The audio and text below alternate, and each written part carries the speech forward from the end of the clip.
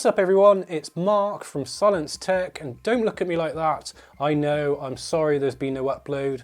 I've been very busy and also my little one's teething at the minute, so it's just crazy and it's becoming a bit of a meme, the fact that every time I upload I say sorry there's been no upload. But on to today's video. Today we're going to be checking out a 65-inch, yes, a 65-inch 4K TV for around 600 UK pounds, which is around 700 US dollars, which is crazy since only a year ago you would have probably had to have paid twice that. The model I have here is the 65PUS6523 made by Philips, and I got it from the online retailer AO.com. All the links are going to be in the description, but today we're going to test this bad boy out to see if it's actually worth its low asking price, considering it's a 65-inch 4K TV.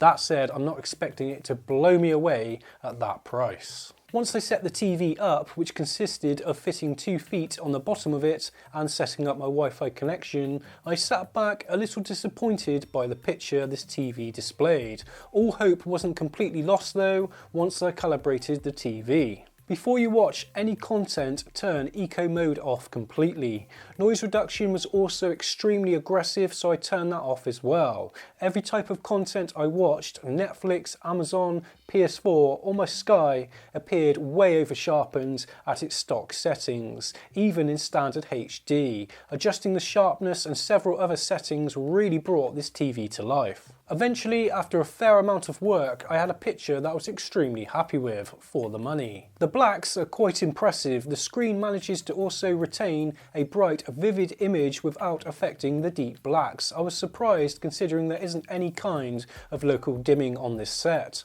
Sat back watching 4K HDR content on my 65-inch screen delivers overall a decent experience. Watching HDR content is arguably the biggest pro going for this particular TV. It seems to handle the content really well, and you have to tweak again a lot of these settings once HDR is enabled, but once you've done so, I'd say the £600 or 750 US dollars was well worth every penny. If you're going to be gaming a lot on this TV, I'm happy to report that it only has 27 milliseconds of input lag. While certainly not the best out there at this price, it's more than acceptable for gaming. And I found the TV responsive while playing some of my favourite games. I highly doubt I'll ever use this TV for competitive shooters, but that's what monitors are for. The menu uses a Linux-based operating system that I found fairly responsive. Never once has it frozen or crashed in the few weeks that I've been using it for. There's a massive amount of apps also available to download, a fully working internet browser that's a little slow and sluggish, and you're able to stream movies, music via DLNA, and that's great to see at this price.